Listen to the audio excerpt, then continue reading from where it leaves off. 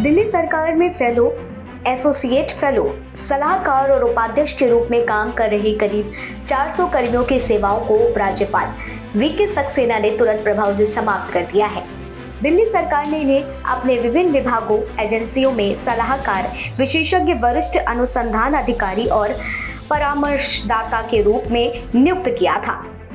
कहा गया है कि इन्हें गैर पारदर्शी तरीके से और समक्ष प्राधिकारी की अनिवार्य मंजूरी के बिना ही नियुक्ति दी गई थी। इन कर्मियों की नियुक्तियों में डीओपीटी द्वारा निर्धारित SC, ST, OBC उम्मीदवारों के लिए अनिवार्य आरक्षण नीति का भी पालन नहीं किया गया। जांच में सेवा विभाग ने पाया है कि कई ऐसे कर्मी पदों के लिए जारी विज्ञापनों में निर्धारित पात्रता मानदंड को पूरा नहीं करते हैं। संबंधित प्रशासनिक विभागों ने भी इन कर्मियों द्वारा प्रस्तुत कार्य अनुभव प्रमाण पत्रों की सत्यता को सत्यापित नहीं किया, जो कई मामलों में हेराफेरी तक हुई है। इस जांच के बाद सेवा विभाग ने इन्हें हटाने का प्रस्ताव दिया था, जिसे उपराज्यपाल ने स्वीकार कर लिया। हालांकि इसमें यह भी कहा गया है कि यदि कोई प्रशासनिक विभाग इनमें से किसी की सेवा को जारी रखना चाहता है तो नियम के तहत प्रस्ताव भेजा जाए। बता दें कि सेवा विभाग ने 23 विभागों, स्वास्थ्य निकायों, PSU में मिली जानकारी की रिपोर्ट में पेश किया है।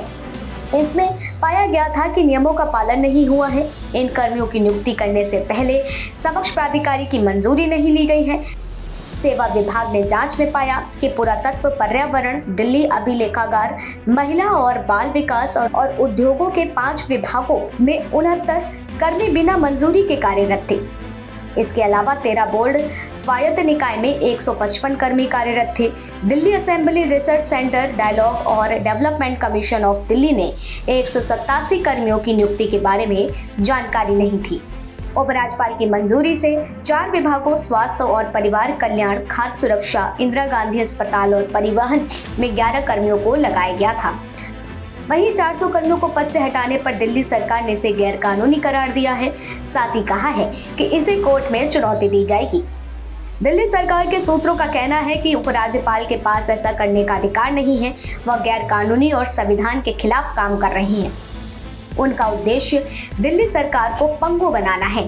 आगे कहा गया है कि ये fellow IIM Ahmedabad, Delhi school of economics, NALSR, JNU, ANIT, London school of economics, Cambridge और जैसे शीर्ष कॉलेजों और विश्वविद्यालयों से थे और विभिन्न विभागों में उत्कृष्ट काम कर रहे थे।